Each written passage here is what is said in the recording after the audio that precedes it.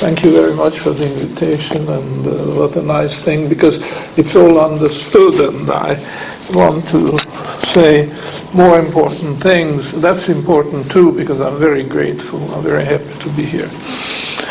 Talking about coordination, we have to start at the very beginning, which is Carl Menger. Carl Menger is a towering figure. In fact, he established a school which is coming into its own for the first time, because it was out in the wilderness, and now the development in the world economy brings it back right to the center. I will concentrate on one idea which Menger brought out, and that's the idea of the spread. Austrian economists don't have the courage to go as far as suggesting that Menger actually denied that the price was the most important indicator in economics. And I will be a little bit more courageous here, and I will say Menger discarded the price and brought in something new, something specifically Mengerian. And this is the spread. And the spread is just the difference between two prices. Could be the ask price and the bid price for the same commodity, but it could also be difference between two seemingly unrelated commodities, or difference between wages and interest rates, or something like that. And he built his tremendously impressive economic structure on that basis, the paradigm of the spread. We have to watch the spread. The price in itself is, so to speak, blind. You've got to relate it to something. Or another example is that you stand on 2 feet. If you try to stand on one, it may work for a time, but then it gets wobbly. So the same way, the noise carried by the price sometimes is blotting out the real message. But when you take the spread, the difference of two prices, this noise is tempered down or cut out altogether. So this is the idea I would like to start with, that Menger and his spread is the key to economic understanding, much more than the price or just a single indicator. Could be interest rate, discount rate, wages. And I would like to mention it here, and tomorrow I think Keith will elaborate on this much more. The gold basis is a spread also. It's not a price as such, it's a difference between, I will leave Keith to explain this tomorrow afternoon. And believe it or not, this thought, which is not new, of course, basis has been used in the futures market for well over 100 years, but it can still be improved further. And again, this is very much Carl Menger. And I would like to pay my compliments to Sandy, who improved on this I shouldn't say improved, but he refined it, because he now talks about bases and co-bases, and it's the two together which carries the information. Now, talking about information is very much topical for us here, because this is how coordination is described. Coordination is not an abstract concept, an abstract construction. It's very much rooted in reality. And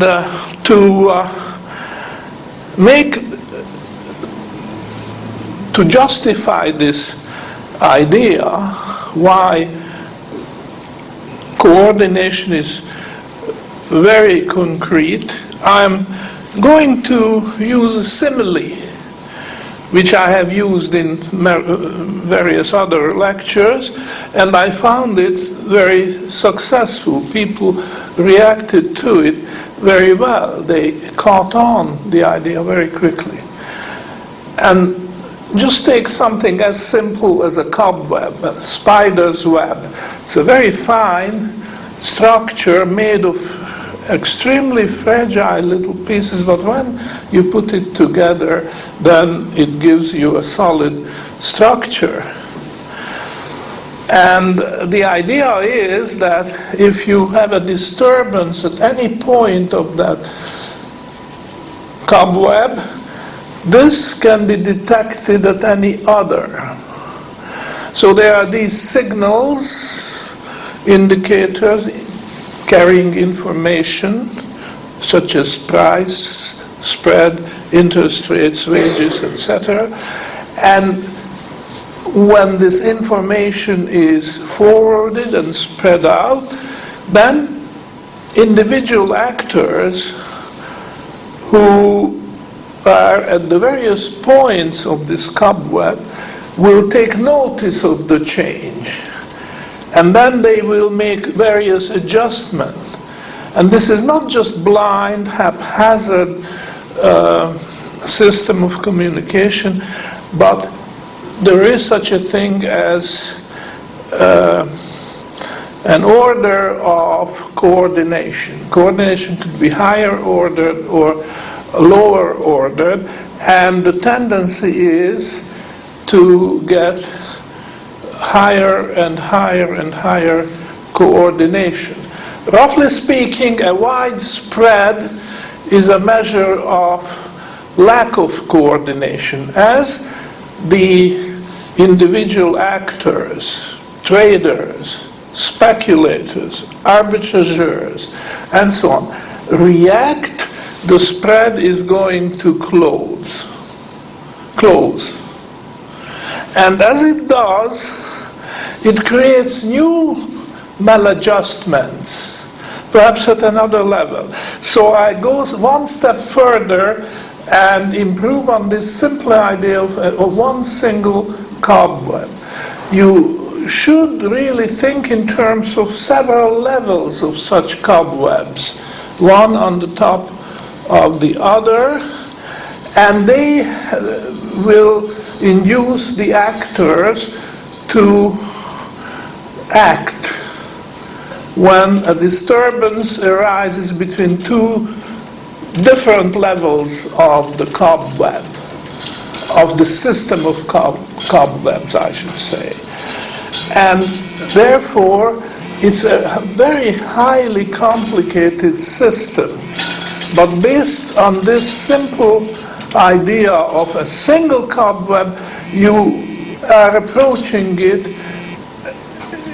in the right way. Because then you see how maladjustments keep occurring even though adjustments are the prime mover.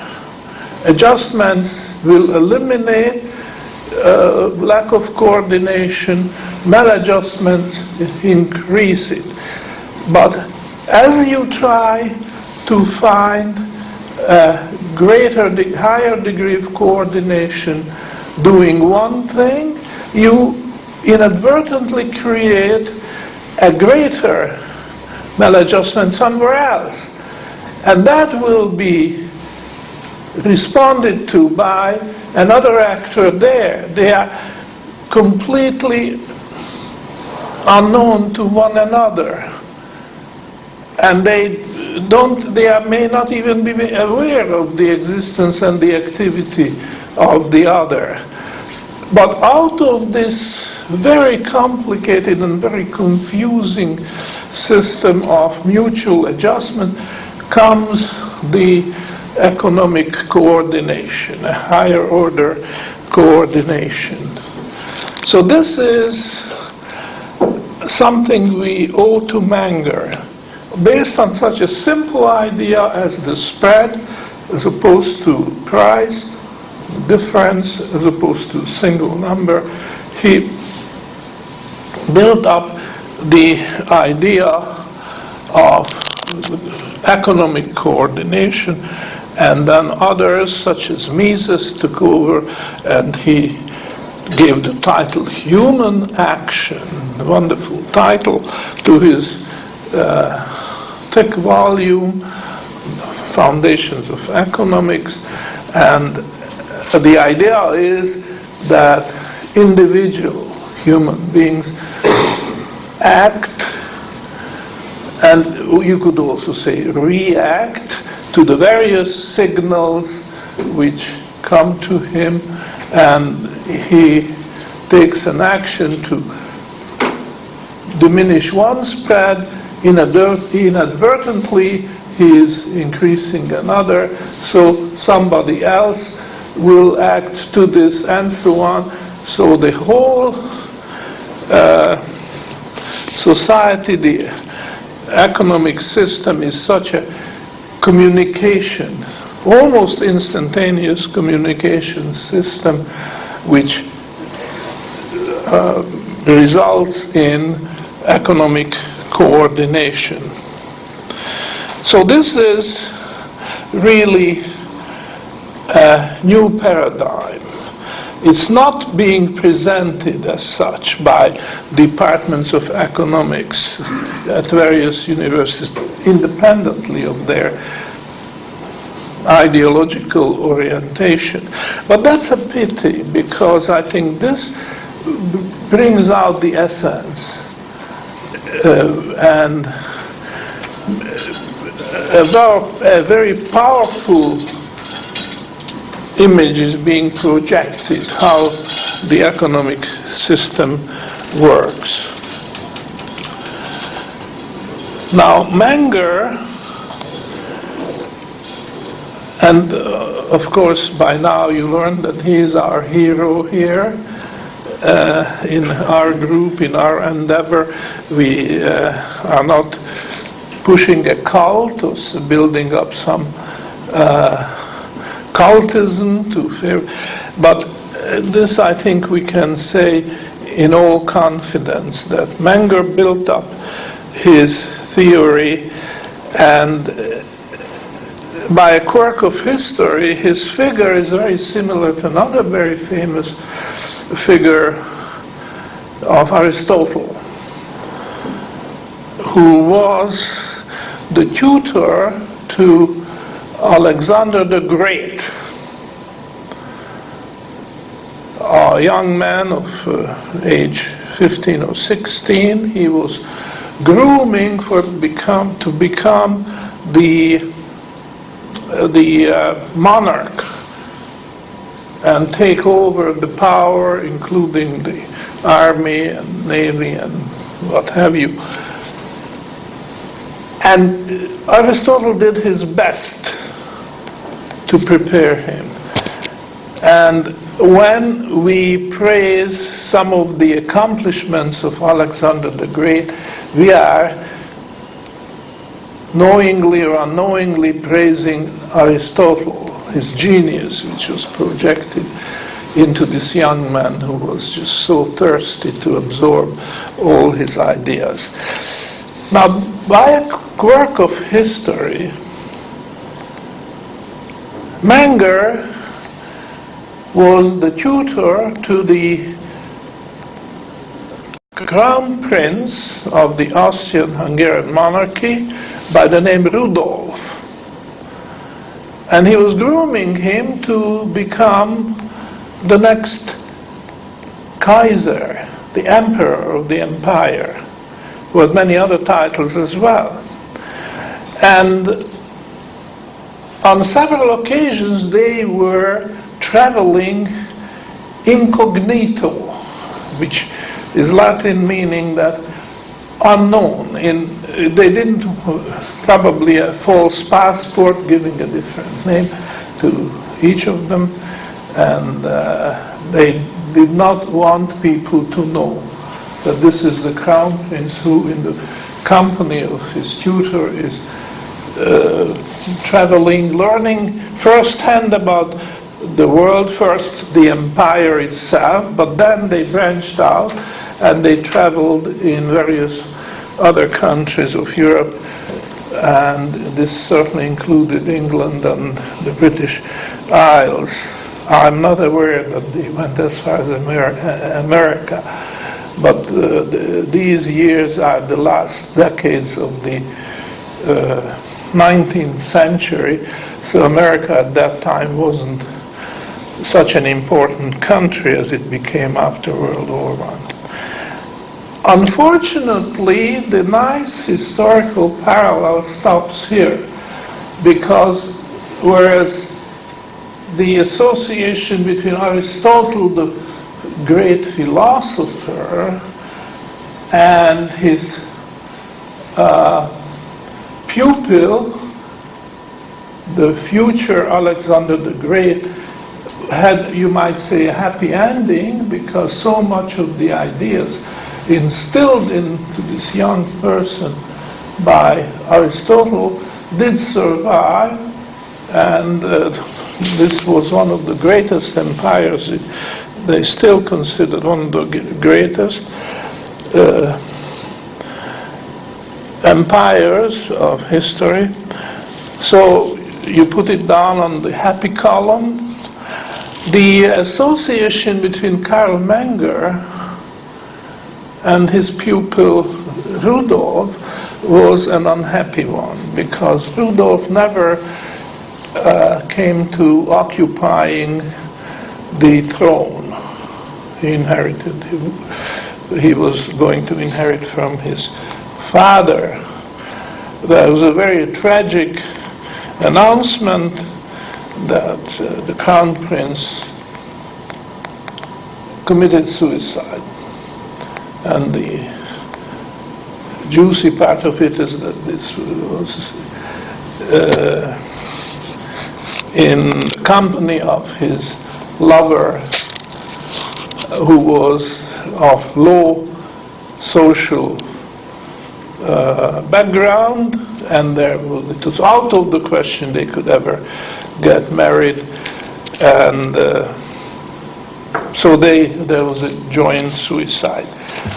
And therefore the efforts of Menger to shape the future through his pupil, who was going to the future emperor, was lost. It was not to happen. Now, of course, I could go on and tell you that Mises, who studied this episode to some extent, he firmly believed that Menger's explanation or lessons in history were very melancholic. They were very pessimistic. They described the world as a world running into its own destruction. And this pessimistic message which Menger had to give to his pupil impressed this young person, not in a positive way, trying to delay the historical forces which were like a Greek tragedy drifting the world into a catastrophe. But the young man was melancholic himself, pessimistic by nature, and he just did not cherish the idea of taking over the empire and trying to make a positive impact on it. Well, this is just speculation. Mises admits himself, but he also says that he believes that. There were other speculations about what has actually happened, and I just mentioned this by passing because they completely lack any evidence. But the other extreme, the explanation was that the young Crown Prince Rudolf wanted to disappear from the world. Stop the world, I want to get off. He didn't want to commit suicide. He just wanted to fade back into the common people and disappear and live his own life. He didn't want anything to do with complicated politics, world politics, European politics, empire politics.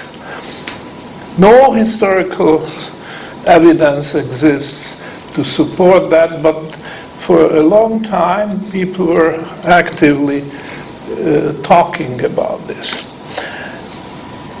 I'm not here to spread rumors, I'm here to point out that if Aristotle was a genius, philosopher, and polyhistor, meaning he was familiar and conversant with all the existing knowledge, scientific knowledge of his time, then Karl Menger was way, way above Aristotle. If you treat the work of Aristotle in a critical way, then you will find that while he contributed to almost any branch of knowledge, but he made just as many mistakes from the modern point of view as he made good statements. So on balance, he comes out rather average. There's one branch of knowledge where Aristotle, there is no question of his priority, and what he constructed there was all to the good, and it survived to this day. And this is logic. There was no logic before. He systematically studied and codified knowledge, and basically that's what we have today. And if you hear about so-called non-Aristotelian logic, you might as well dismiss it, that this is just some very poor imitation. These are so-called many-valued logical systems, whereas Aristotle had the one-valued system. Some statement is either true or it is false, and as the Latin says, tertium non datur, no third possibility. But the heroes of our own society said, oh, that's old-fashioned. Of course, there's many-valued knowledge. Take probability. A statement, a statistical statement, is not that it's either true or not true. It could be 50% true, 75%, and these are different things. Well, you see, this is false, and from the point of view of Aristotle, you can immediately say that this is nonsense, because what prevails is the outcome, the final outcome. And in the final outcome, it is not that war was declared 80%. So it was 80% war, 20% peace. There's no such thing. Either there is war or there's no war.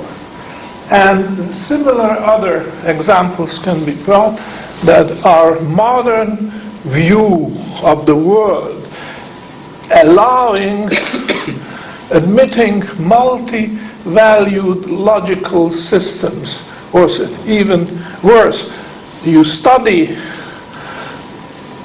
science with the aid of these multi-valued logical systems is, of course, pure bunk. It's just nonsense, doesn't make any sense, cannot be saved.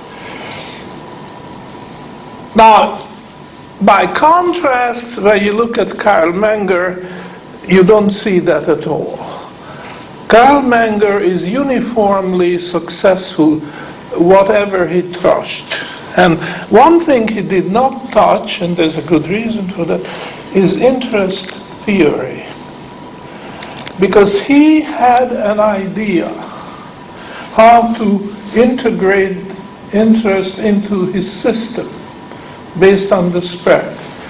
But it was a more ambitious thing, and he was working on it, hoping that eventually he will be ready and publish it as a finished product.